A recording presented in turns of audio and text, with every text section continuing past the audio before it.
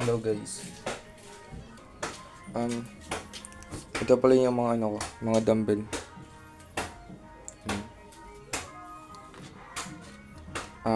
So ngayong araw, papakita ko sa inyo kung paano siya i-set up.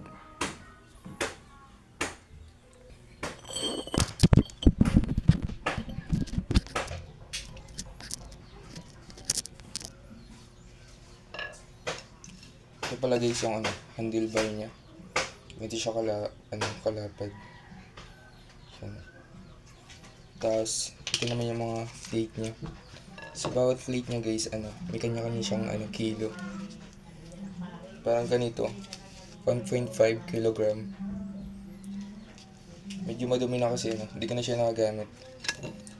Tapos lagay natin dito. Tapos itong isa, 1.25. Medyo magaan siya. Ito natin sa taas. Tapos ito naman yung lock niya.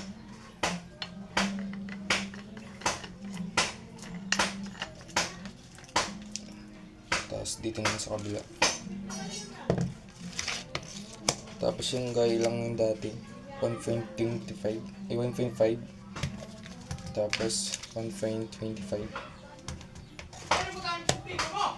Para same lang yung kilo niya.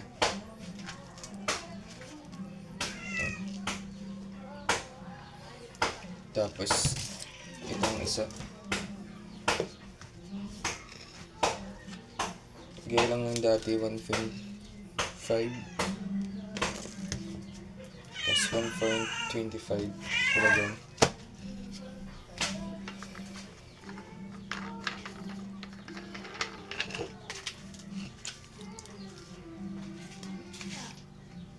And maganda to guys pang home workout. And nagtatanong kung saan ko to nabili sa sa TikTok. 30 kilos siya pero 30 kilos yung binili ko. Kaso hindi ko nahanap yung ibang plate. Tas legit naman siya guys kasi accurate naman yung mga kilo niya. Kung nakalagay yun talaga yung kilo niya.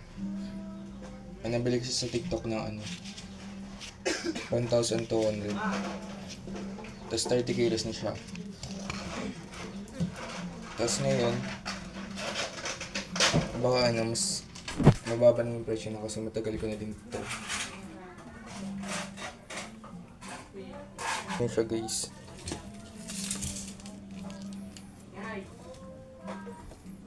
Yan.